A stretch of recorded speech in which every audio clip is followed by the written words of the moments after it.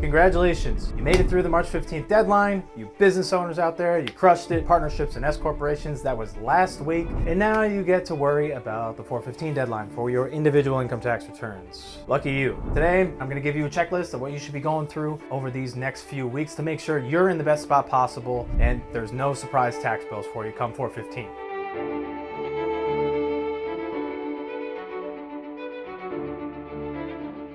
What's up everyone, my name is Andrew D'Amico. I'm a CPA partner here at Ledgerly alongside Mike Abrahamian. Today, we're talking about a lot of compliance things because there's all these different deadlines. You had your January deadlines. We obviously had the business return deadlines last week. We primarily put out content and talk to business owners, self-employed, 1099 income, as well as high net worth W-2 people, because that's where we can lean on some strategy, save on taxes, build a tax-free retirement, and ultimately pass on some generational wealth. So if you like the sound of those things, please subscribe to this channel and be on the lookout for more free tax game from us. But enough of that said. Putting together a little checklist for you business owners out there. What do you need to have top of your mind and what should you be thinking about? So I'm gonna get right to the whiteboard. If I could find my marker, don't know why it's over there. But first and foremost, what you need to be looking about is your 4/15 tax liability. Now that we have our business returns filed, and if you want an extension, you might not have as clear a picture, but assuming your 2025 books are completed, whether you filed the tax return or not, you have an idea about how that's going to affect you on the individual level. So probably the number one priority now that your return is done, hopefully, and numbers are finalized, you know that how that's going to flow down to you, right? If you had an S corporation and you know that you're getting a W-2 and you're getting a K-1, and these guys are going to come down to you down at the 1040 level, right? Because that's where you pay your federal income tax, and this is due on 4/15. We want to know what these dollar amounts were and how it's going to affect us down here. But hopefully you check this off and you filed that. But again, if you want an extension, your book should be able to give you a good indication about what these two pieces are going to be. W-2s were due in January anyway. But for these next few weeks, you want to know what your liability is going to be, and we'll walk through that. In conjunction with that, you should be looking at your cash flow. And number one is going to impact your cash flow. If you're underpaid on your taxes and you need to dish out another fat federal income tax payment, where's that money going to come from and how's that going to affect your business? And maybe I jumped the gun on this next one because this is also going to impact cash flow. Actually, I'll rewrite it right now. Is really we want to get our 2026, we are now in the year 2026, estimates in place. We want to know our potential liability for April 15th, not only for the tax that's going to be due here, but that is also the Q1 estimate deadline. So you got that to think about as well, in addition to filing your individual income tax return, and then estimates throughout the year on June 15th, on September 15th, and then lastly, Q4 due January 15th of the following year, so 2027. And again, both of these two right here are going to play right into your cash flow projections. And then lastly, tax advisor. You should be seeking advice from your tax advisor now. We talk about being proactive, getting a plan in place and carrying those things out in March. Now, not specifically March, but we want to do this now and not December 29th. It's going to be very hard to write down a projected $100,000 in tax when you only have 2 days to plan for it and everybody in the world shuts down last couple of weeks of the year, or it's very slow. So we want to go to our advisor who probably just filed that 3/15 return for us, so they've been in the details. Hopefully your tax return preparer is the same person that's giving you advisory, strategic advice on how to impact your tax. And even if that's not the case, whoever your advisor is, you want them to review this return up here, have it fresh in their mind and say, hey CPA, you filed my business return. Can you tell me things? I mean, I would leave it open-ended and just go to them and say, hey, what ideas do you have? But if you have an ongoing relationship with them, you should ask them about, hey, how is my entity structure? What about my compensation? How are you paying yourself? Are you in an S corporation? Do you have a W-2? Did we nail that in 2025? What should we be doing differently in 2026? Furthermore, benefits and structure. And what I mean by that is ask them, based on my return, maybe you had a SEP IRA in your business. Should I be thinking about a solo 401k? Do you have other employees that affect what you can offer? Do we have the right health insurance strategy in the mix? Are we deducting it on our personal return? Or are we self-employed and doing it through the self-employed health insurance deduction? Do you have a spouse in the mix? Is there talk about implementing a potential health reimbursement arrangement, HRA? Or are we going to try and do the HSA this year, right? All these things. Your advisor should be coming to you with, hey, we did this in 25, but I think we should do this in 26. Ask these questions right after the return. And then another piece to ask them about is, again, which comes back up to here, but is our estimates for 26. How are we paying them in 2025?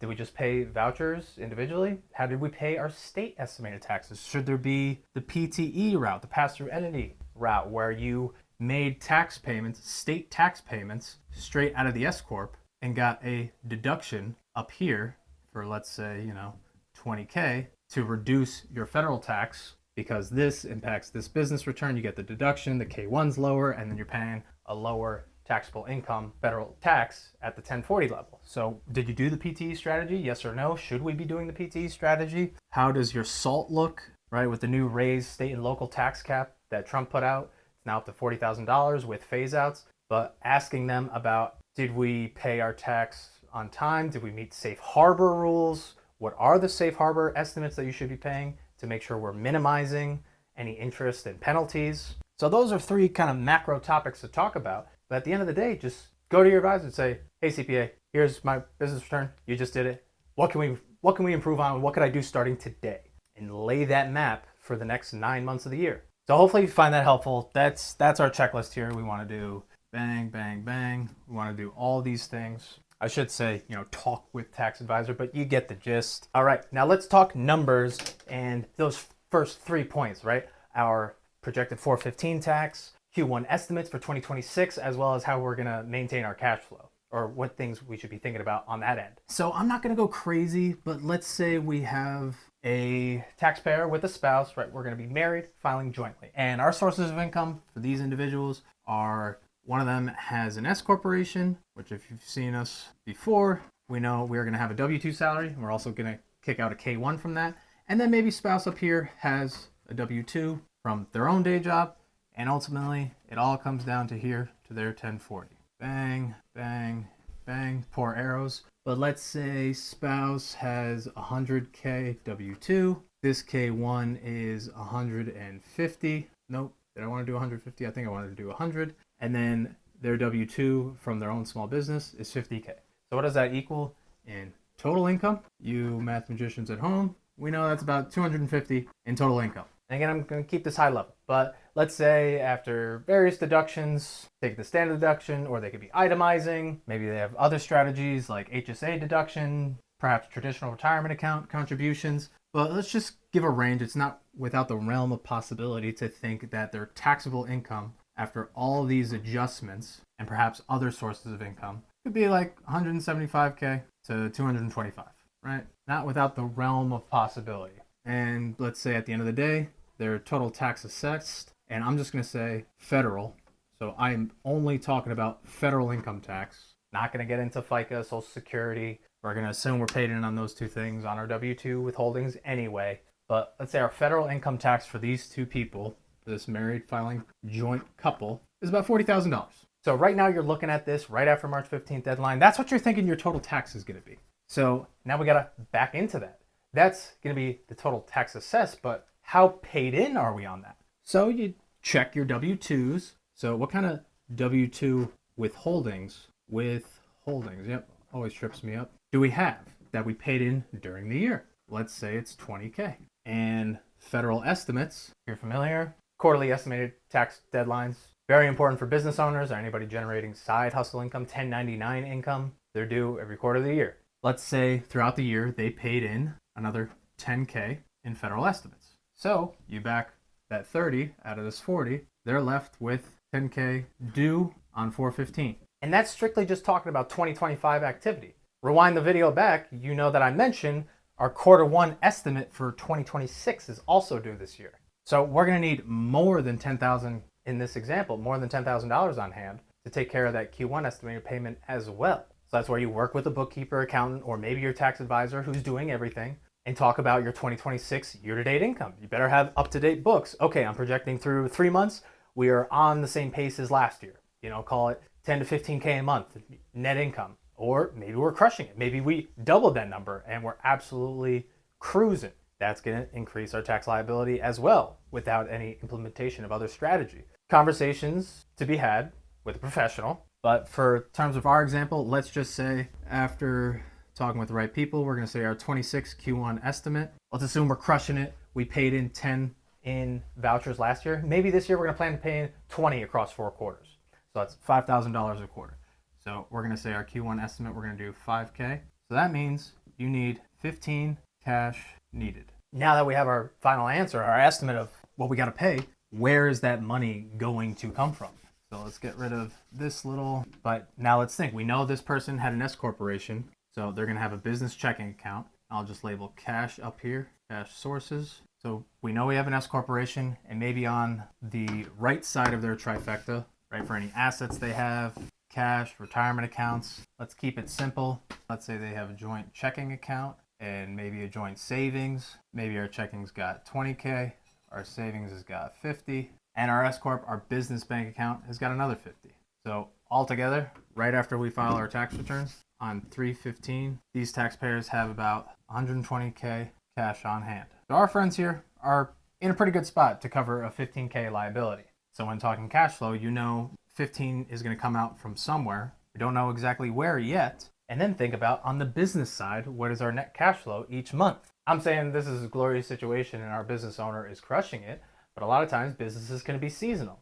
We as tax people, tax season is normally pretty good to us because everybody's coming to us to file tax returns. So that's the biggest time of year for us from a cash flow standpoint. But other businesses might be down in the dumps in the winter, in February, March, and April, and maybe they're actually running at a negative cash flow. Well, if you have payroll, you have employees, you got to make sure they get paid, other operational expenses to keep your business afloat. So you want to know the money you expect to expense in the business or that you need to have in the business. Maybe you can't afford to take any out of there because you got to cover operating expenses. You don't expect money coming in the next few months. You want to factor that into your equation. But we'll keep it simple. We'll say biz net monthly cash. So for our business owner, we're in a really good spot and our expected 415 net cash is going to be unchanged because we have sufficient cash flow from the business. But it's still a good exercise to do because you might not be so lucky as our no-name taxpayers on the board here. But even after you do this, you still need to decide where this money, for this tax payment over here, you got to decide where it's coming from. Do you want to take it out of your savings? I probably wouldn't, right? That's our nest egg. That's our safety valve. And hopefully it's in an investment of some sort, perhaps retirement accounts, and it's earning, it's working for you over here. And for that $20,000 in your checking account, you should be doing a budget sheet for that checking and making sure, hey, we as a family, we have enough to cover our mortgage, any insurance, utilities. If you got kids, you're paying for their schooling, any extracurriculars. Do you have plans that are coming up soon, trips, money that you need or want to have on hand? So maybe we don't take it out of this $20,000 to pay this liability. But then back to our business. You got to know that if you are taking money out of this business account, okay, we have sufficient cash flow. But what happens when you decrease your cash? That's a distribution, right? Your distributions go up. So when distributions go up, that leads to a higher W-2. And when we have a higher W-2, that means we're going to be paying higher tax. So it's kind of a tight rope you got to walk. And again, this is why I started this on that first checklist is you want to be talking to an advisor and your compensation, how you're paying yourself, because, hey, these numbers aren't so big, but what if we had to pull out $100,000 from the business? That's going to significantly play with this W-2 amount, which is going to be bad for the amount of FICA that we're paying. So these are all the questions and things that you should be considering when you are a business owner and now you're on the other side of the 3/15 deadline. Again, few weeks ahead of 4/15, so you still have time to do all this and get your plan in place. But if you don't have that trusted tax advisor, please reach out to us, subscribe to this channel to learn some more free tax game. But if you need help aligning your next 3-week plan and a tax plan to roll out for the rest of 2026, get in touch with us. We'd be happy to work with you and help you in your situation. Appreciate you tuning in, and we'll see you on the next video.